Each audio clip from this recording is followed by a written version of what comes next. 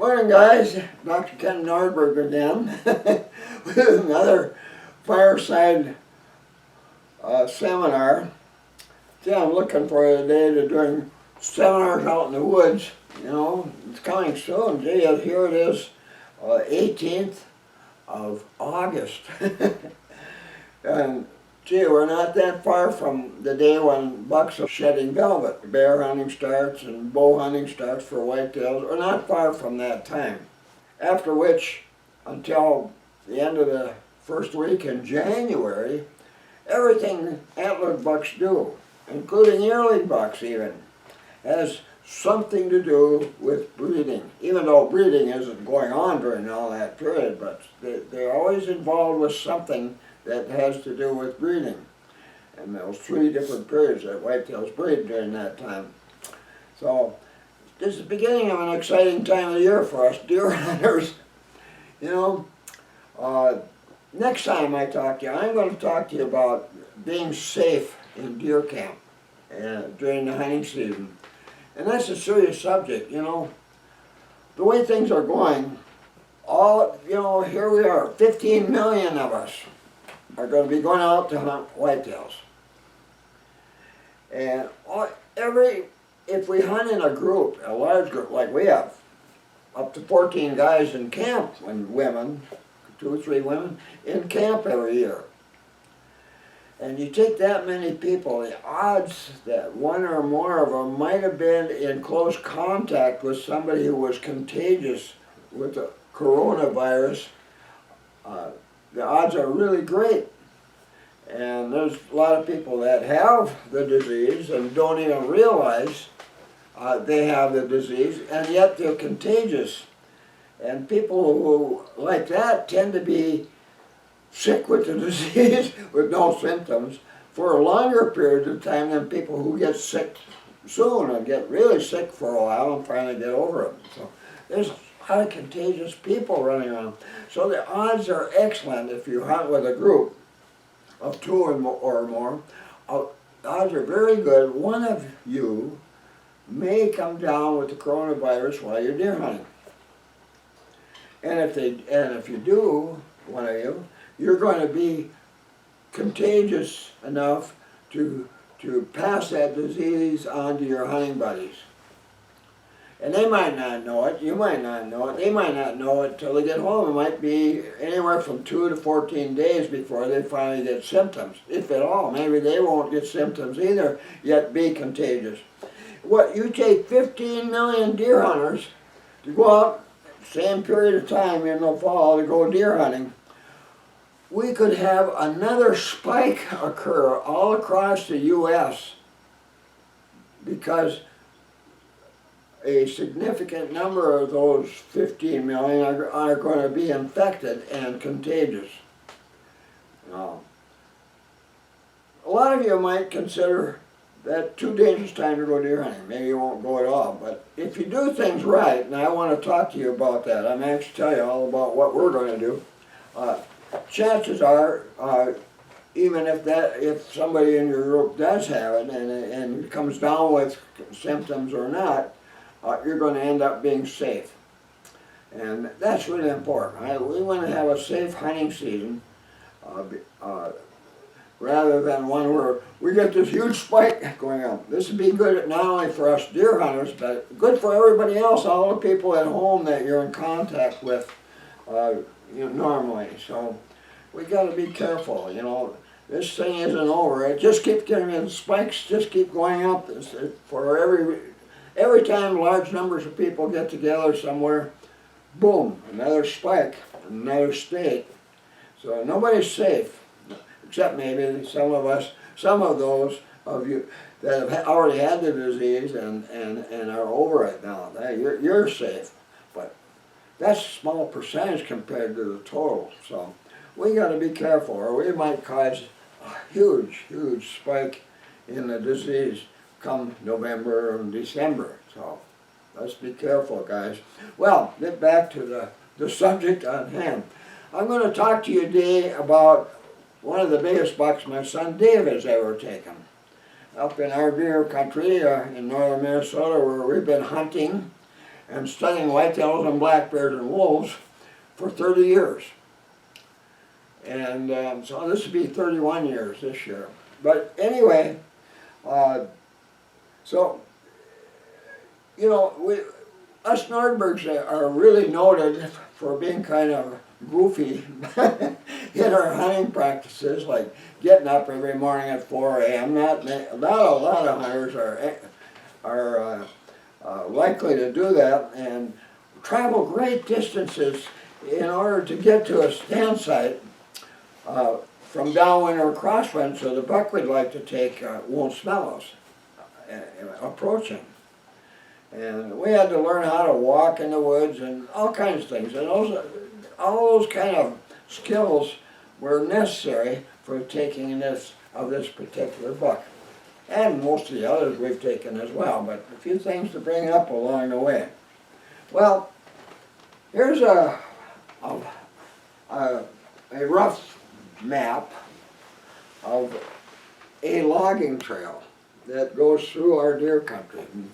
And it's an old one now. Gee, that's been there many years now, and parts of it are grown over. The woods is taken over, and you wouldn't know there was a logging road there unless you'd been around for many years. Oh, I used to go right through here, this kind of area, and that kind of thing.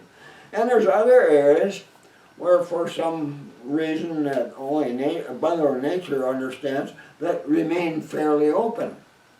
And this trail, for example, this is where the camp was, about here on this rough map. And this area here, get two big tents there, is where my son Dave and his son Tyler and his wife Lindsay stay, and also my son Ken and his wife and their son Ryan stay. There's 6 people here, and sometimes 7. I got a son-in-law that stays there too as well now. 7 people. Now, this original area, we've been hunting that since 1990. In fact, the first buck I've ever taken in this country was taken about in this area right here. And stand hunting with a folding stool, backpack stool for the first time. And boy, did that work. So, but a lot of the trails all through this area here, I established that they started out as deer trails. Deer trails used by big bucks, as a matter of fact. You know, bucks with tracks, with hoof prints, hoof only prints in snow or wet or damp soil that were about 4 inches long, or maybe a little bit less, like 1/8 or 1/4 inch less. And those kind of trails became our often used trails, and they go all through this area. But most of the other trails are only used occasionally, and most often, you know, going to stand sites, they're only used once a year during a half day of hunting, in and out, and that's it. So, and then a lot of the stand sites we've been using through this area are sites that we happened upon where we found really fresh tracks made by a big buck and or droppings. And we say, oh man, I got to hunt here for some reason. You know, and we might put our stool down there and hunt for the very first time at a site never used before. That goes on all the time. But anyway, again, this is a considerable area. This place here where this X is where Dave dropped this big 10-pointer. That's about 2.5 miles. And it's not flat, it's up and down and rocky and full of boulders and moss and wet areas and water and all kinds of stuff there. Really rugged country.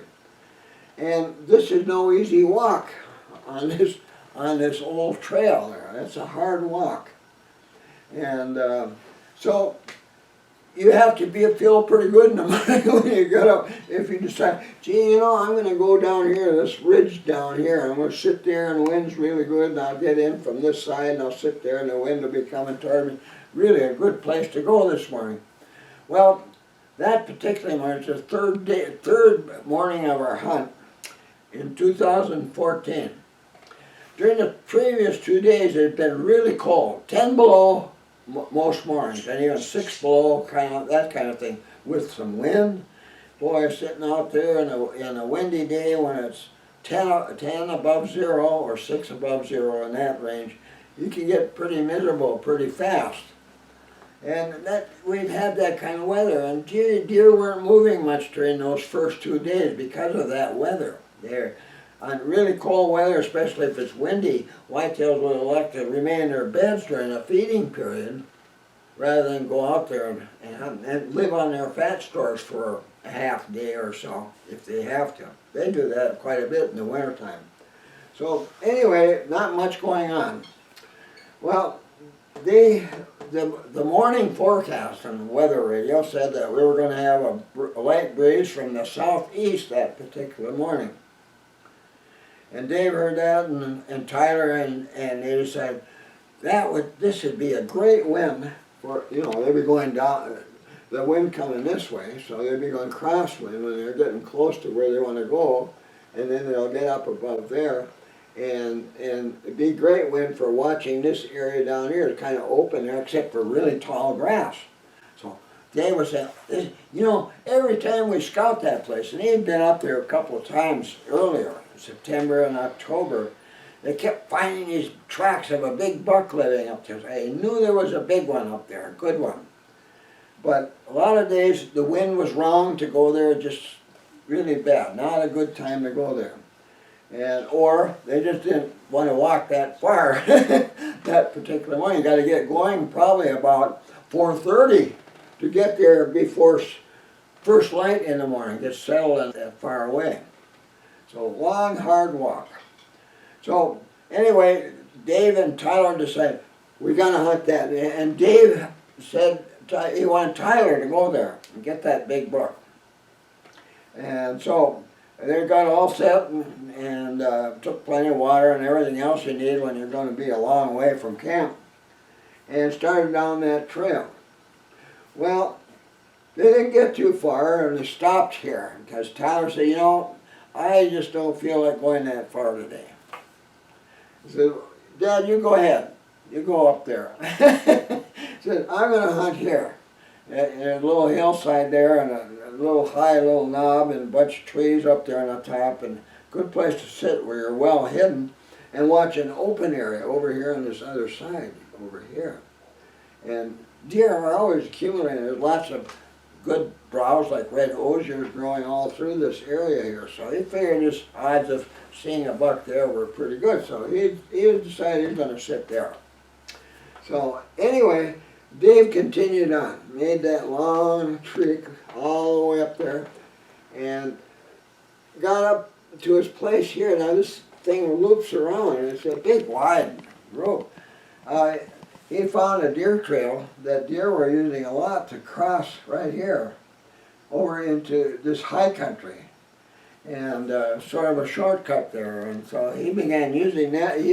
Had done that before, and used that deer trail, a good one, will go across and then come back and sit here on this side of this high knob where it could look down into this area. It was kind of open, and over here too. Now some years before that, beavers built a dam. There's a little stream coming out of this spruce bog over here, and that goes down through this area, and the beavers had dammed this area up, and this whole area is kind of checkered here, was a lake covered with water.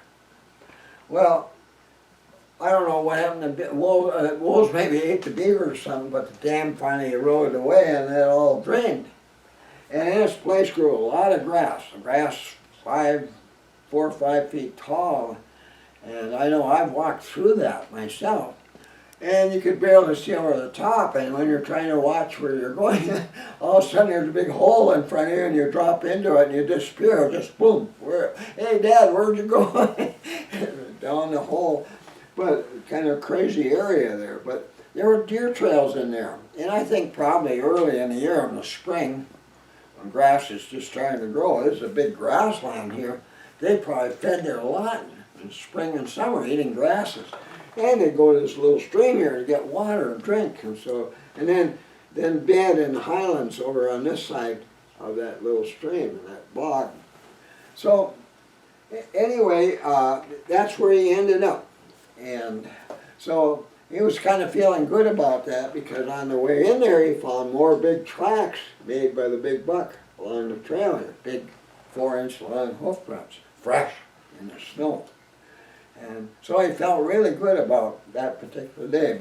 But he felt really good about hunting in that spot before, and it didn't work out. So, or he saw a smaller buck and passed it up, that kind of thing. So there he sat that afternoon. And they got out there, boy, he finally reached that spot about 1 o'clock. They started out at noon, and during the day could move a little faster. But one of the things we do, us Nordbergs do, and you've heard me, I harp on this all the time, is walk properly. Because he knew in various places along the route where it was fairly open. And yet, deer tracks fresh along the way, there's always some.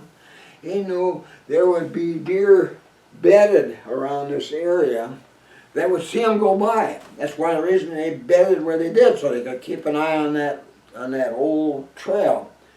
And not only because of human hunters, because wolves regularly walk along that trail looking for fresh tracks as well, or there's odors of fresh tracks that tell them, oh, this is a great big buck in his prime, we can't catch him. Let's keep going, and here's another one, oh, this is a little smaller. But I don't know, he probably can outrun us like most bucks that age that are healthy. Oh, let's go a little further. Oh, here's one, he's really old, or here's one, he's really young. Maybe he won't be as smart about evading us when we decide to get around to the down one side of him and take that buck, or try to take that buck. So they're always going up and down this road as well. Anyway, at least every 4 days.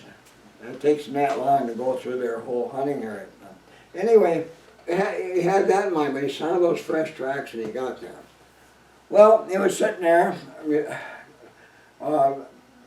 comfortable, watching that area below, and all of a sudden, there came a buck walking along this same trail here, coming from that direction, come from the grassy area. Now, it had probably been out feeding in the morning, and or maybe it was a doe with a doe, and this, whatever it is. And then, of course, when big bucks, big dominant breeding bucks, might be on the move at any time of the day, but this day it was almost certain, because whenever you have 2-3 days or more of really cold weather, like we had 6 to 10 above. On most of the mornings before that, or two days before that, at any rate, first 2 days of the hunting season, they aren't going to move. They're going to stay put. But especially if it's windy, and it was. And it was strong gusts of wind just blowing through the area, and sheets of snow flying through the air, that kind of weather. That's terrible. Well, this day was beautiful. It was sunny, and you could sit there, and some of the snow on tree branches, evergreen boughs throughout the area were starting to drip, water dripping. Boy, that's a magic time. That kind of weather will trigger a midday feeding parade every time in the North Country. Every time. Get a midday thaw, whether it's cloudy or not. That doesn't matter. But this day was a beautiful, sunny, bright, blue sky, really. And the snow was dripping. So when that happens, sometime between usually 11, but sometimes a little early, till 3 o'clock, but most often it's in those middle hours like noon and 1 to 2 in that period, when every whitetail in the woods is going to be on the move feeding. And so here he was sitting there, and sure enough, here comes this buck. And it came out of this deep grass down there, coming across in front of him on this trail. And Dave was watching it, and he said, there he was, and you could tell he was a dominant breeding buck by the way he walked. They walked like they were just king of a hill, or the big boss deer of the whole area, and they are, at least the surrounding square mile. And they got their head up, and they're kind of jaunty, and he's picking up his feet, and taking his time and kind of looking around as it's going. And Dave was just really fascinated by the sight of that buck. Well, at this point where he was sitting, He was about 150 yards away from the buck, and a long shot. And he turned his scope up, variable scope, up to full power, and got it up, and where he's sitting, and he didn't like it. His aim wasn't as steady as he wanted it to be, and that buck looked too far away for that kind of an offhand shot like that.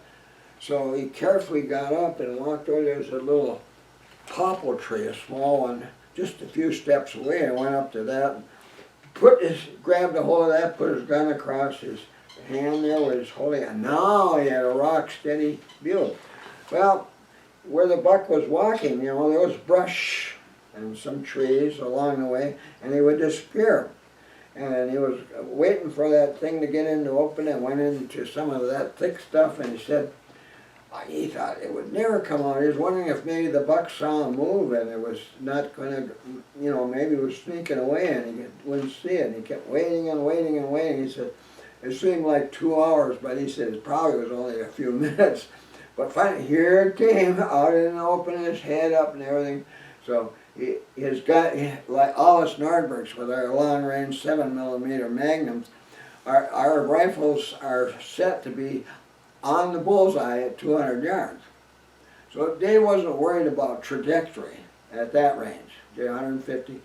Wherever he aimed, that's where his bullet was going to go. So he waited and waited, and pow! And it disappeared. But he could tell it was moving. You see brush move, a little bit, and then nothing. So he felt pretty good about getting it, but he thought he'd better stay where he is for a little while, just in case, and start to see it's moving again. He might have to fire again. And you never know at that range, little bits of brush in the path of the bullet can change the trajectory of the bullet. It can even explode the bullet before it hits the deer. So he waited and waited a little bit, and finally decided, he was so anxious because, boy, that was a big buck. It was a dandy. So he went down to where he had shot at the deer. He had that spot in mind. He kept his eyes on it all the way to that spot, that 150 yard. And he said he didn't see much deer sign, any sign of a hit there, much sign, except starting right about there, about every maybe 10 feet or so, there was a real fine spray of little tiny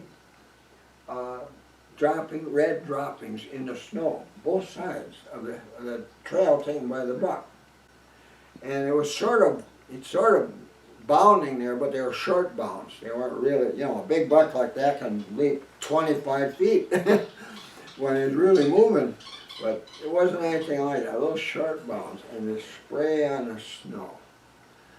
And like I talked to you about one that John got last year. It was the third dominant breeding buck he took last year, and he found that kind of spray on the snow, and he followed it to a bed where it lay down. Then it got up and kept moving, and he was afraid that if he kept following it, this might turn out to be a really long tracking job. So he's going to let it be for a while. He was thinking 2 hours. And then go back there. He was going up to meet me. I was hiding west of there. And when he told me about those fine sprays of blood, I told him, John, I'll bet it didn't go 25 yards past where he found that bed. With that kind of sign, you had a shot through the chest area. Both lungs are injured, and every time he hits the ground, and really fine little drops of red will be on the snow on both sides. Big spray, on both sides. That is a totally fatal shot. One that will, the deer just won't go far, it'll go down. Really a good shot. And so, when we went to where John, I went back, when we got to where the bed was, you could almost see that buck right over there. It had to be right over there. So we went to the left a little bit, went up, and there it was. It didn't go 25 yards after it was hit there. So anyway, Dave was thinking the same thing. He's all alone out there, but he followed this trail, and he kept seeing these sprays, you know, all the way, and then there it was. And he was so excited. He said, it was really a big one, you know. We all dream of big bucks, you know, trophy class bucks, and we get lots of them that are nice, but this one was special. And it was a 10-pointer, and had light-colored antlers. Probably like corn country deer walking through corn a lot, you know, keeps brushing your antlers and makes corn country bucks usually have really light-colored antlers. Most deer we hunt have dark color because they're going through evergreens and they rub on evergreen bark and sometimes even poplar or quaking aspen bark, which is a lot of tannin in it. And anyway, their antlers are dark. They're so dark that in the shadows you can hardly see those antlers sometimes. But this one was different. It had white antlers. And they were so happy. He sat down, and then he decided he wanted to get some pictures. Now, this doesn't happen every day. He wanted to get pictures of this buck where he dropped it. We call it kill site pictures. And they are the best. They're a lot better than hanging on a rafter in your garage, you know, the deer hanging. That doesn't make much of a picture for you know, long into the future. He wanted one there, and we try to get kill site pictures with any decent buck we get every year. But anyway, so he decided to go back, and he's going to need help. It was obvious this was really a heavy deer, another one of those 300 plus pounders we Nordbergs often get when we hunt this country. So he started back along the trail, and about halfway to where he left Tyler spotted Tyler hiking toward him. Tyler said he heard him shoot, and so he figured he must have got a deer, and so he was coming to help. So they talked about that a little bit, and Dave told him, you know, I'm really worried about leaving that thing here for a long time. And he said, so what I'm going to do is I'm going to go back to that spot and sit where the deer is. And I want you to go to camp. Go back to camp and get help. And get Ken and Ryan, you know, and bring a big plastic toboggan, plenty of rope, lots to drink, because it's going to take a while to get this thing back there. And bring them back, and I'll wait here during this time. And he said, I saw those wolf tracks here when I got here, and they were really fresh, and I'm really kind of worried about leaving it. So anyway, so that's the way it went. Well, Tyler got back to camp, and Ken and Ryan were there. And Ken was looking for some help to dragging a buck. He had gotten an 8-pointer during that same period, that midday feeding period that came about because of that change in weather. And so 2 bucks on the ground that day, midday, got them both midday. So according to what Ken had to say, it wasn't near as big as the one Dave got. So they decided, well, let's go get yours first, you know, Tyler, let's go get your 8-pointer first and bring it to camp, and it isn't near as far. We'll get that out of the way. Then we'll all go back and help Dad bring in his big 10-pointer. So that's what they did. Well, you know, Dave was sitting out there alone by the deer, and ravens were flying over croaking because they were thinking, oh boy, we're going to have some good chow here in a little while. And because ravens are quick to get on piles of entrails, you know, after field dressing, and they'd be down there and they'd be really working on that pile almost before you're out of sight. So they couldn't wait for Dave to get out of there, and maybe wolves as well. So anyway, he waited and waited and waited, and finally, after about 3 hours, here comes Tyler and Ken and Ryan up to where he was hunting, and they didn't know where he was sitting. Well, he got up and walked back toward the road there, you know, this trail, and they saw him, they got up there, and then they all went back in there, and they got the pictures. You'll see some photography here of what happened there that particular day. Of course, you're going to see Dave with his buck, and we'll leave it on a little bit so you can get a good look at it and see why Dave was all excited about it. And also those sprays in the snow that led him to where the buck was lying. So those are kind of important things to know. Every deer hunter should realize when they see that, oh, that deer is down. It isn't going to be very far away. That's going to be a a short tracking assignment. Well, anyway, they got back there and they took their pictures, and Ken was telling him all about getting his 8-pointer while it was happening. What a good day that was for hunting, because of that midday feeding cycle. So anyway, it took them hours. They came back along the old logging trail all the way back to. It was getting dark by the time they got here. Even with that large a gang for a dragging crew. But they finally made it back there, and so that was really a banner day for deer hunting. But, it wasn't just luck. I mean, it really wasn't luck at all. The only thing that maybe luck at that particular time, quickly after Dave got there, the buck came along. Now, a lot of hunters, if you didn't know better, they'd start out in the morning and, gee, it was going to be a long way, and we see tracks along this trail when we're going, every time we go out there. So they're going to take their time thinking, I might see one along the way and get it. So they're going to wait till it gets light enough to see deer. And they'll stop regularly along the way and look around and listen, sit, stand there for a few minutes and keep walking in this manner all the way. There is no way you can travel this far in any good deer country without lots of deer seeing you. Every square mile along the way is home to 3 to 5 mature bucks, including the big boss buck of each square mile. Big buck, biggest buck in the area. A trophy class buck. You would certainly put on, and some of those other 3 to 5 mature bucks can be really nice ones and worthy of taxidermy as well. They're there. And then plus 10, 12, or even many more, like in some areas, like in Michigan and Pennsylvania. Well, almost every state has areas where there's too many deer. But there's 10 to 12 or more other deer, does and fawns and yearlings living in that each square mile as well. That's a lot of deer you're walking through. They aren't all way over here somewhere where they can't see you. There's all kinds of them deliberately sitting where they can watch this trail for wolves and humans.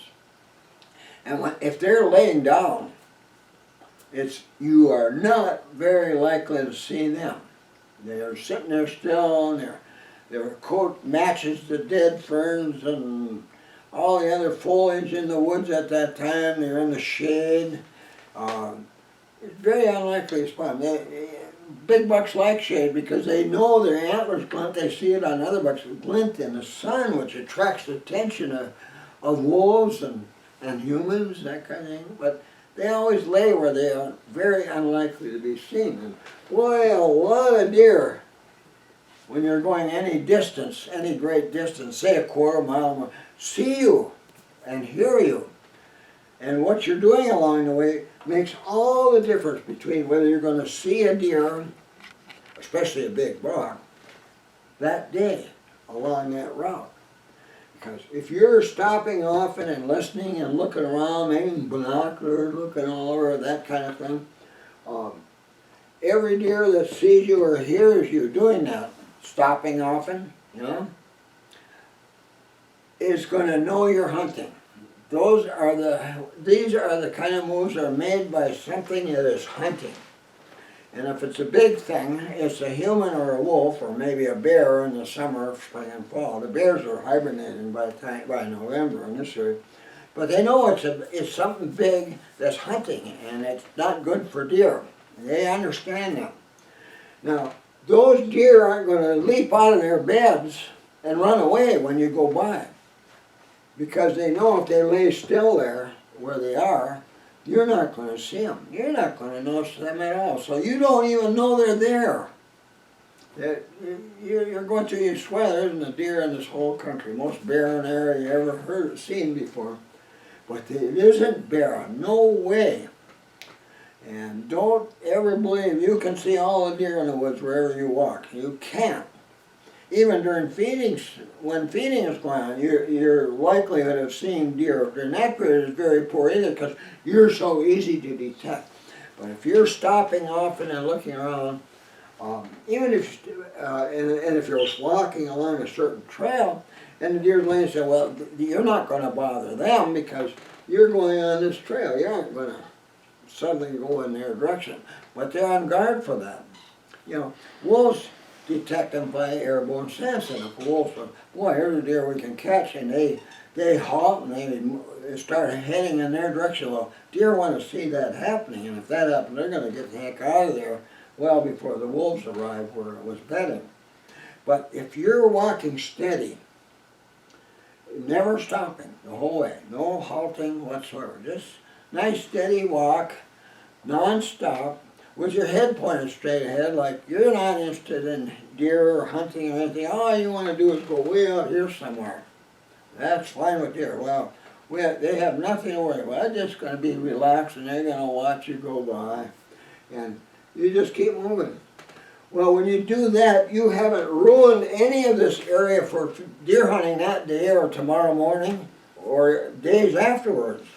Those same deer are going to be in that same area the whole hunting season if that's the way you move when you're going to and from stand sites. So keep that in mind. If you're a stand hunter, it's so dumb to waste an area on the way to a stand site by hunting along the way. Because when you're hunting along the way, boy, these deer, they're going to move. They're not going to stay there.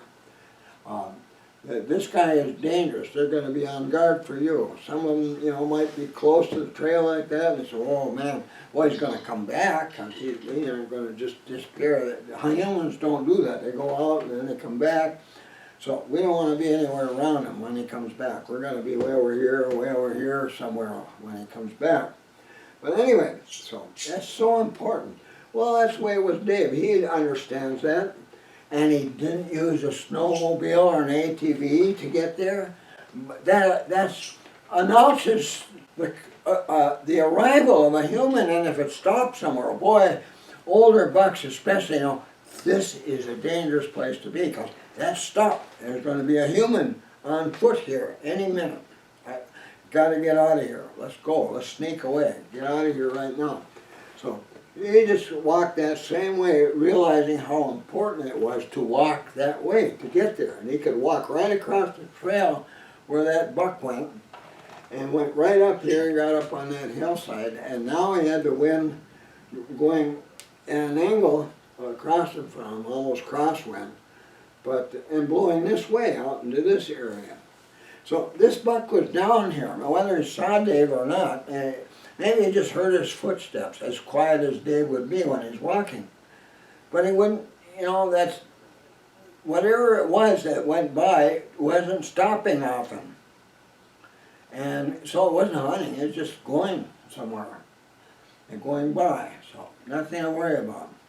So anyway, about a half hour after Dave sat down, here it comes and crossed Dave's trail even. That didn't alarm him at all. That deer was saying, well, whitetails can, when they sniff your fresh trail scent made by a human, they have noses like bloodhounds. They can tell which direction you go. I've seen bucks do that over and over again. Walking along, hit my trail, sniff it, and look in the direction that I went. It always happens. It just keeps happening. They don't make a mistake looking the other way. That's where he came from. He's not there. He's over that way. So anyway, whether it stopped there or not, maybe Dave couldn't see it when it happened, but he just continued along his trail. Not concerned, not alarmed, not alert, not running or anything like that, not turning and dashing down into the deep grass and maybe laying down there where it can't be seen. He just kept going, walking along as if, oh, what a beautiful day, and I'm so happy to be the big dominant breeding buck of this area, and look how big and strong I am, and all that. But so he was walking along there, and when it got right opposite where Dave was, right here, this 150-yard shot, that's where he shot, and it went a little ways, and that's where it drops, right there. So that's the story of this hunt. So it's not like us Nordbergs, hate luck. We hate to hunt anywhere where we don't have evidence that tells us a big buck is near right now or likely soon will be. The soon will be part depends on a lot of things. You know, it might be with a doe and heat, but when they go out in the morning to feed, they're going to come back. If they're not worried about a hunter being in an area, very often they'll use the same trail to come back, or one near it, come back going toward the bedding area. So your chance of seeing that buck on that trail twice in a row, you know, within hours after the tracks were made, were really good. If that buck has reason to be worried, you know, he saw this human going on, sneaking and along and stopping off and looking around, he's going to make a wide detour around that area to go back to its bedding area. It's not going to go straight back at all. That's going to change what that buck does from now on, whether he's with a doe in estrus or not, or in heat. So, this long walk made it necessary. Well, one of the things I have to tell you, at the end, when Dave started back to get help, and he met Tyler about halfway, and he said he walked up to Tyler and he said, "I'm sorry." He was genuinely feeling sorry. And Tyler says, "Well, what are you sorry about?" He says, "I shot the buck you were supposed to get this morning." You know, it's Nordberg. My boys loved to shoot the buck I was supposed to get. They, you know, I might come and say, "Oh, my buck," and they're laughing. They think it's so great to shoot the buck that I was going to hunt, because usually that's a big one, you know. And they're pleased about it. Well, it was the opposite here. Dave was feeling badly that he shot the buck that Tyler was supposed to get that morning. But it was Tyler who changed his mind. So you never know how the cards are going to fall when you change your mind about going to a certain stand site. Maybe Tyler just didn't feel good that morning anyway. And tired after 2 days of sitting in the wind and really cold weather. Didn't sleep well maybe or something, so he was going to go back to camp early or whatever. So, but that was really kind of funny. But that's the story of that hunt. And even something like that, you know, there's no luck involved. Us Nordbergs always hunt very close to big bucks every half day we hunt. Always close to very fresh tracks and or droppings or a freshly made or renewed ground skin. Every half day we hunt, those are close, within shooting range, every day. And we go there in a way that doesn't alarm deer along the way. I mean, let's say you alarm a doe, you know, by your actions, sneaking and stopping, and all of a sudden, there goes the doe. That doe runs ahead of you, you know, maybe going toward your stand site, and if the buck you want to get is over there, and here comes the doe running by with its tail up, making all that noise, crashing through brush and maybe snorting as it goes, that's going to alarm all the deer around your stand site. And the odds of seeing a deer that day at that stand site are practically zero because of that. Not only because of what they hear and see, but because of what they smell. Because when a whitetail is alarmed enough to raise its tail and bound away, those tarsal glands on their hind legs, inner sides of their hind legs, the tufts of hair sticks out like two big knobs between the hind legs when they're going. And that, there's a special kind of odor, it's kind of ammonia-like odor, not as strong as ammonia, but that pours out. And it's smelled by deer downwind. And when other deer are downwind, they might not hear or see what's going on there, but they smell it. Oh, something dangerous over in that direction. We aren't going to go that way anymore today. You see?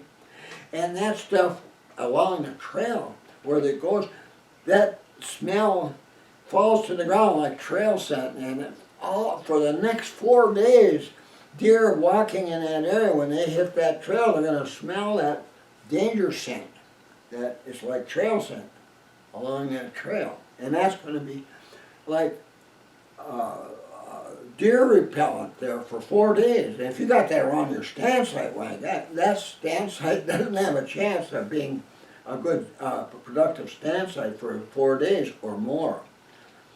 Well, probably not even then, because wherever you sit nowadays, it's highly unlikely the buck you want to take isn't going to find you at that stand site the first day you use it, each hunting season, within 1 to 4 hours in the morning. He's got you, and from that time on, he's going to be widely detouring around your stand site. So keep that in mind as well. Well, enough said for today. So take a look at that buck. Isn't that a dandy? Everybody would like to take one. It's mindful of the one I took and I talked about during my last seminar. That one with the upright antlers that came up and the main beams that came along got close together. This buck is mindful. They were probably related.